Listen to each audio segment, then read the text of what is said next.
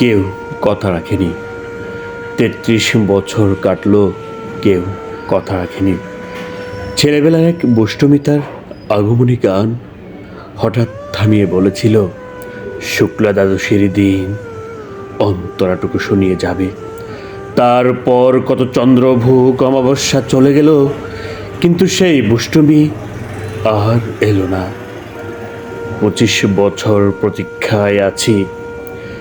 মামাবাড়ির মাঝে নাদার আলী বলেছিল, বড় হও দাদা ঠাকুর, তোমাকে আমি ৩ প্রহরের বেল দেখাতে নিয়ে যাব। সেখানে পদ্ম ফুলের মাথায় সাপ আর ভ্রমর খেলা করে। নাদের আলী, আমি আর কত বড় হব? আমার মাথায় ঘরের ছাদ পুরো আকাশ স্পর্শ করলে তারপর তুমি আমায় ৩ প্রহরের বিল দেখাবে? একটাও রয়্যাল গুলি কিনতে পারেনি কখনো। লাঠি লজেন্সে দেখিয়ে দেখিয়ে চুষেছে লস্কর বাড়ির ছেলেরা। ভিখারির মতন চৌধুরীদের গেটে দাঁড়িয়ে দেখেছি ভেতরে রাস উৎসব।